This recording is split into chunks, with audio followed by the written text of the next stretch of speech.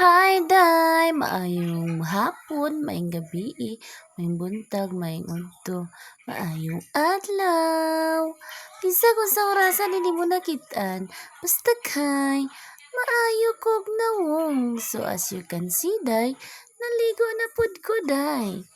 Kay maayo nang makaligo ta daan ay hata maghago-hago day. Kay para og panington ta, dili ra kay mangaslo mga atong mga bulog.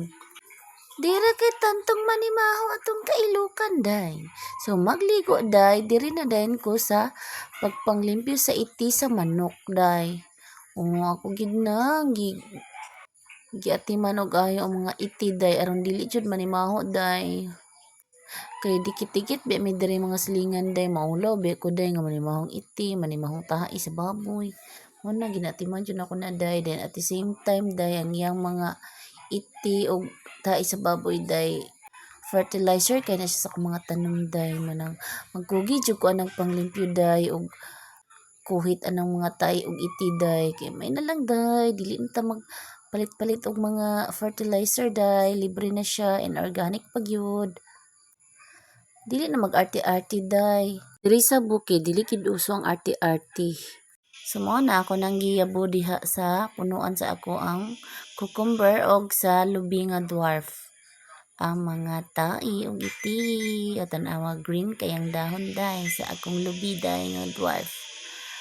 Then balik na pud ko dadto day kay akong giligo ako ang baboy nga si Sandra day. Then akong kuanan banlawan ang iyahang tangkal. So mura gid na akong balik-balikon kada adlaw day.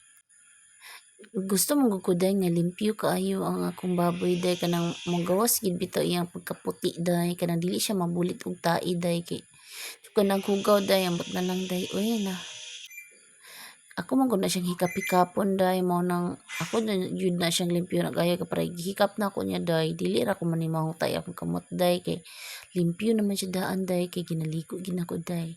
Then mao na day ang inawas sa nilimpyuhan sa tangkal ako nang gisilhig day kay para malimpyo gid ang tugkaran day. Mo jud mabilin nga hugaw day sa tae day. Man na day ako day gitanaw akong tawgi kung pwede na ba siya utanon day. So pwede naman siya day. Ato na siyang i-harvest day. Gwapa kay akong tawgi day. Nindot mo ganing tawgi day kay di na kasapayan maglata-lata pa day.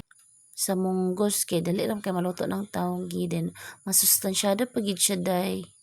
Compared sa munggos lang. So mas okay gini siya day kaning tawgi. So wala nakatilaw day kaning tawgi day kay na siya bara kapait-pait gamay day pero dami siya day.